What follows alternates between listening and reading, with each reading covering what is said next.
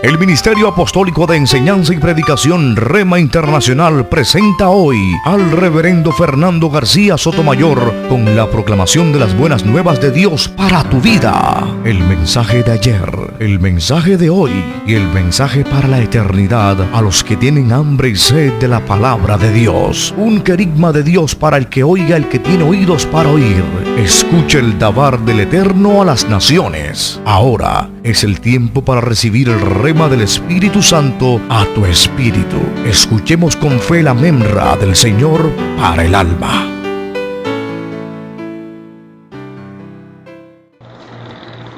Mateo capítulo 7 versos 1 al 2. No juzguéis para que no seáis juzgados, porque con el juicio con que juzgáis seréis juzgados, y con la medida con que medís os será medido. Amén. Dios nos bendiga por esta palabra. Oro al Señor que esté dándonos entendimiento espiritual para interpretarla correctamente y hacer una aplicación práctica de beneficio, de utilidad para cada uno de nosotros, nuestra vida personal y nuestro ministerio. Tenemos aquí un pasaje en el que las palabras textuales de nuestro Señor Jesucristo se hacen oír. El texto dice que no debemos juzgar para que nosotros no seamos juzgados. Y dice que si hacemos juicio, con la medida con la que nosotros medimos a otro, nos van a medir también a cada uno de nosotros. Esta palabra es interesante porque aquí estamos escuchando de labios del mismo Señor que ninguno de nosotros debe ser juez de otro hermano. Y de hecho, pues esto también se ratifica con la carta de Santiago. Hay una referencia ya en la carta de Santiago donde dice que nosotros no debemos ser jueces de nosotros mismos. Usted puede buscar esa referencia bíblica. Está en la carta de Santiago, el hermano del Señor, el pastor, el primer pastor de la iglesia de Jerusalén. Cuando uno lee este pasaje, pues esta es la base para la cual muchos hermanos, muchas personas toman para evadir la responsabilidad de rendir cuentas cuando sobre todo se procede mal. Cuando usted tiene algún mal procedimiento, alguna mala actuación, y entonces se le pide cuentas. Muchos toman este texto para decir que ellos no pueden ser juzgados por nadie, porque el Señor dice: no juzguéis para que no seáis juzgados. Bien, ¿cómo nosotros entonces,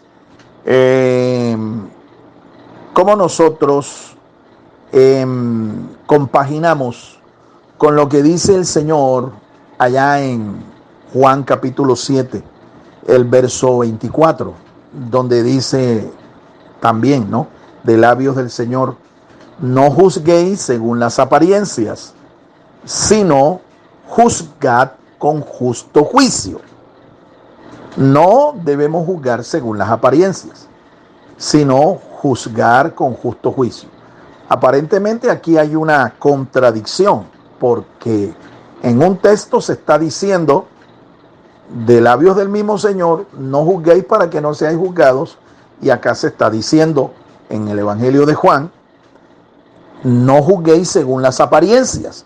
Aquí no se está diciendo que no se deba juzgar, sino que al hacer un juicio debemos hacerlo de una manera correcta, no de una manera aparente o no de una manera incorrecta. Entonces, aparentemente aquí hay una contradicción, ¿no? Hay una contradicción. Ahora, en la historia del pueblo de Israel, que es el pueblo que Dios llamó, eligió para que fueran sus testigos aquí en esta tierra, nosotros vemos desde el principio que la administración de la justicia era una responsabilidad del mentor, del tutor, del gobernante principal del pueblo. Ustedes pueden ver a Moisés siendo incluso reconvenido por su suegro cuando Moisés estaba efectivamente juicio, estaba juzgando situaciones, casos de un hermano contra otro, o sea, situaciones que ameritaban ser juzgadas a la luz de el criterio de la palabra de Dios y del administrador de justicia de ese momento. Jetro le dijo a Moisés que hiciera delegación, sencillamente. Hiciera una delegación y que él tomara los casos más difíciles y que el resto pues lo delegara en grupos de jueces. Sí, determinados números de jueces conformaran cuerpos de administración de justicia y los casos más difíciles los juzgaba él. Moisés le hizo caso. Más tarde, un año después, vemos que la instrucción vino de parte del mismo Dios y le dice a Moisés que escoja 70 ancianos. Eso está ya en el libro de Números, en el capítulo 11. 70 ancianos, los cuales iban a ser llenos del mismo espíritu con el que el Señor llenó a Moisés. Y efectivamente, el derramamiento del Espíritu de Dios se dio en estos 70 ancianos, y estos 70 ancianos eran el cuerpo de gobernantes de esta nación. Esta gente administraba la justicia, administraba la conducta, la moral del pueblo de Dios. Y más tarde nosotros vemos que estos cuerpos de administración de justicia localmente se establecieron en algunas de las ciudades de la nación. Es decir, ya no solamente estaba conformado por cuerpos que administraban justicia localmente, sino que en toda la nación habían cuerpos de administración de la justicia. Ahora, estos cuerpos eran locales, eran, por decir así, cuerpos menores de administración de justicia, porque había un cuerpo nacional, ¿sí? Una especie de senado, una cámara de representantes de toda la nación que administraban la justicia. ¿Cómo se llamó o cómo se llamaba este cuerpo de administración de justicia? La Biblia lo dice claramente. Se llamaba el Sanedrín y estaba compuesto por 72 ministros, 72 administradores de justicia. En el Nuevo Testamento se usa el vocablo bouletes para referirse a estos magistrados. ¿Qué hacía el Sanedrín? Era el cuerpo nacional de administración de justicia. Cuando un caso ameritaba ser tratado por este cuerpo, así se daban las cosas. O sea, que en la historia del pueblo de Israel, nosotros vemos que sí se hacía administración de justicia, especialmente los mandamientos que regulaban la conducta con el prójimo. Recuerden ustedes que la ley mosaica tenía 3 grandes grupos. La ley moral era la más espiritual de todas, son los 10 mandamientos. Estaba la ley sacerdotal, que regulaba la conducta, el oficio, los procedimientos de los ministros. Y estaba la ley civil, que regulaba la conducta con el prójimo, entre un hermano y otro, un miembro de la nación y otro. Cuando se presentaban violaciones, alteraciones a los derechos que cada uno tenía en justicia, entonces estos casos eran tratados a veces por los cuerpos locales o a veces, dependiendo de su trascendencia, por el cuerpo nacional de jueces, es decir, el Sanedrín. Entonces, ¿de dónde nació la idea de que no se puede juzgar a una persona? Hay 3 cosas que hay que poner en claro. Ciertamente, en primera instancia, número 1, La Biblia no nos avala a nosotros para juzgar el carácter de las personas. Solo Dios conoce el carácter de cada persona. Por eso Él, como el juez de todos los hombres, Él tiene esta máxima atribución. Y esto no se lo ha dado Dios a ninguno. Ninguno de nosotros tiene la atribución de parte de Dios de juzgar el carácter de nadie. Eso en primera instancia. En segunda instancia, lo que sí se debe juzgar es la conducta, la moral, el testimonio, el proceder de la gente. Repito, ¿qué sí se debe juzgar? La conducta, el proceder, el testimonio, la moral, las acciones de cada persona. Y para eso la Biblia es bien clara, ¿sí? Desde el principio, cuando Dios llama a su pueblo, lo constituye como un reino de reyes y sacerdotes, también les involucró dirigentes que administraran la justicia, es decir, la conducta, el carácter, la moral, el testimonio, las acciones de usted contra su prójimo. Prójimo versus prójimo. Alabado sea el nombre del Señor. Y en tercer lugar, hay que poner en claro que no es cualquier persona que es llamada para administrar justicia. Al hacerlo, nos dice el Señor que debemos hacerlo con justo juicio.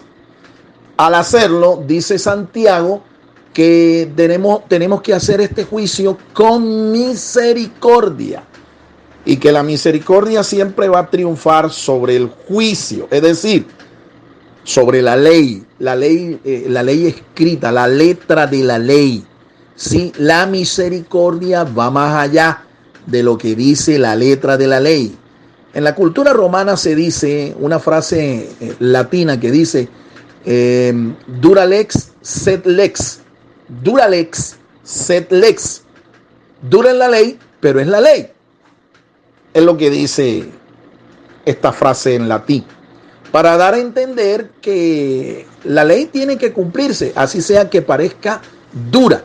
Pero cuando nosotros administramos justicia en el reino de Dios, nosotros tenemos que ir más allá de la letra. Tenemos que ir con una actitud de misericordia. Usted no puede ser legalista al punto de condenar a una persona por cualquier causa, por cualquier situación que la persona haga, ¿ve? Aplicándole la letra, lo que dice literalmente la ley. No, porque el Señor aquí mismo está dando el margen. ¿Ve? Juicio sin misericordia se hará contra aquel que haga juicio sin tener misericordia. Eso dice Santiago. Y Jesús dice, no juzguen según las apariencias, sino que debemos hacerlo con un justo juicio. Hay que ser justos y hay que ser misericordiosos a la hora de aplicar la ley, a la hora de aplicar la palabra. En medio del pueblo de Dios hay mucha gente que tiene como especie de una regla, ¿sí? Y con esa regla anda midiendo a todo el mundo. Midiendo no solo el carácter de la gente, que ya sabemos que la Biblia no avala esto, sino midiendo también la conducta, la moral, el testimonio de otras personas. Estas personas son tan legalistas que ni siquiera ellos mismos viven a la altura de esa regla que ellos tienen. ¿Me entiende? Exigen santidad, exigen perfección, exigen humildad, exigen, mejor dicho, que la gente sea el non plus ultra en medio de la sociedad, pero ni ellos mismos son capaces de vivir a la altura de esta ley, de esta palabra que está escrita. Entonces, es aquí donde uno tiene que aprender a ser misericordioso cuando uno va a juzgar la conducta, el carácter, la moral, las acciones de otra persona.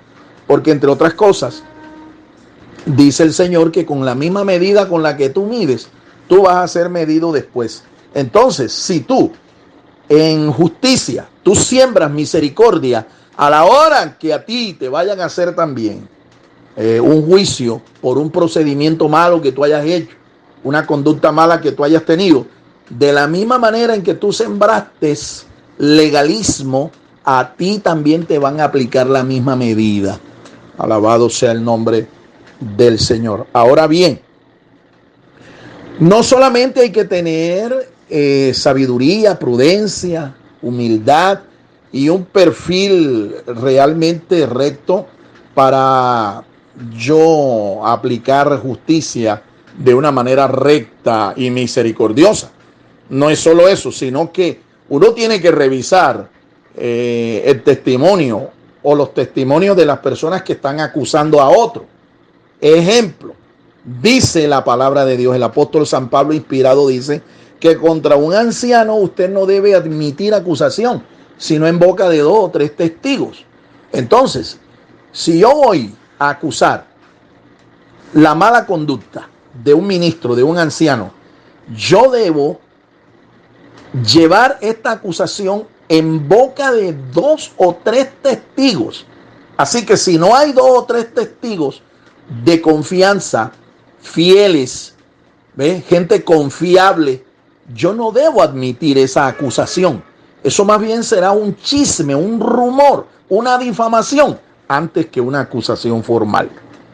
Yo debo revisar, ¿sí?, el carácter de las personas que están acusando a ese siervo de Dios, a ese ministro, a ese servidor de Dios.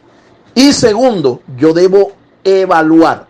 Ahora, esta evaluación esta acusación tiene que constar en boca de 2 o 3 testigos. Así está escrito en la palabra de Dios, tanto en el Antiguo Testamento como en el Nuevo Testamento.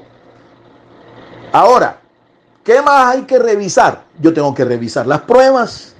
Si una persona me acusa a mí de algo impropio, algo imprudente, algo incorrecto, me tiene no solo que acusar 2 o 3 personas, sino que me tienen que mostrar las evidencias. Y no es a mí, a quien tiene que mostrársela es a la autoridad que administra justicia en este caso. Sí, el cuerpo superior que administra justicia a aquel ministro, a aquella persona. Debe mostrar las evidencias, las pruebas de que lo que está diciendo, con lo que están acusando a esta persona es fiel, es verdadero. Así que si usted no tiene el número de testigos que la Biblia requiere, ni tampoco tiene las pruebas, las evidencias, no se atreva a hacer lo que dice aquí la palabra. No admitas acusación contra un anciano, un dirigente espiritual, un ministro, sino en boca de 2 o 3 testigos. En la administración de la justicia secular, esto se tiene en cuenta. Cuando una persona acusa a otro por un mal procedimiento, una mala conducta, un delito, etc., un juez tiene que escuchar a 2 testigos como mínimo, a veces más de 2, y no solo eso, tienen que evaluar las evidencias, las pruebas que estas personas presentan, ya sean escritas, orales, visuales, etc. Hay que evaluar estas cosas para poder hacer una administración de justicia correcta, para poder hacer una administración de justicia con sabiduría. En el pueblo de Dios, realmente estos procedimientos muy poco se conocen y muy poco se aplican. Por eso es que hay tanto chisme, por eso es que hay tanto rumor, por eso es que hay tanta difamación en el medio de la iglesia, en medio del pueblo de Dios, porque se desconoce lo que la Biblia enseña sobre esto. Y además no solo se desconoce, sino que no se aplica correctamente. Estas son las pautas que hay que tener en cuenta. Entonces, aprendamos aquí. ¿Sabe por qué? Porque San Pablo dice que nosotros, la iglesia del Señor, va a juzgar inclusive allá en el juicio del gran trono blanco. Va a acusar y vamos a juzgar a los ángeles caídos. Imagínense. Por eso San Pablo le escribe a los Corintios y dice: ¿cómo es posible que ustedes a nivel local, a nivel interno, ustedes no puedan juzgar casos de un hermano contra otro y tienen que ir a los tribunales civiles, a los tribunales de los impíos, a demandarse unos a otros? ¿Qué acaso entre ustedes no hay sabiduría, no hay gente que pueda administrar, que pueda hacer un buen uso de la aplicación de la justicia? ¿No saben ustedes que van a juzgar inclusive a los ángeles? Entonces, mi amado hermano, mi estimado pastor y consiervo, nosotros tenemos que aprender lo que la Biblia nos enseña sobre la justicia, ¿sí? Y no solo esto, sino establecer equipos, cuerpos a nivel local que nos ayuden a administrar la justicia entre nosotros. Gracias a Dios, en nuestra corporación, en los estatutos, reza que existe un cuerpo de ética y de conducta moral y espiritual a nivel nacional. La función de ellos es justamente esto. La función de cada uno de estos miembros, de estos ministros, es eso: supervisar. ¿A quién? ¿Al pastor? No. Sus procedimientos, su conducta, su moral, su testimonio, su proceder. Así que no se sienta usted incómodo cuando el cuerpo de ética, ¿sí?, o este servidor, como cabeza del Cuerpo Nacional de Ética, el Consejo Nacional de Ética, le llame, le cuestione o le pregunte sobre algo relacionado con su conducta, con su testimonio, con sus procedimientos como administrador en la iglesia local en donde usted está. No se incomode con esto. Es más, le aconsejo que usted también nombre los consejos de ética local, porque usted le puede pasar como a Moisés. Moisés se estaba quemando literalmente por no delegar esta responsabilidad. Y Dios tuvo que inclusive equipar a Moisés, rodearlo con un cuerpo de ancianos, 70 ancianos para que le ayudaran en esta tarea. Si no, Moisés se quema antes de tiempo. Hágalo usted también. Nombre, ¿sí?, un cuerpo local de ministros, mentores, tutores locales que le ayuden a administrar justicia, que le ayuden a supervisar la conducta moral, la conducta ética, la conducta, el proceder, las acciones de los miembros de su iglesia. No se tome esto para usted solo, no se tire una carga para la cual usted no está preparado para sobrellevar. Comparta esto, delegue, aprendamos a hacer esto y aprendamos del Señor para que la obra de Dios se haga tal cual el Señor quiere que se haga. Un abrazo para todos, Dios les bendiga y espero que esta reflexión les ayude en el desarrollo y de su ministerio a nivel local y a nivel personal. Bendiciones para todos y que tengan una feliz semana.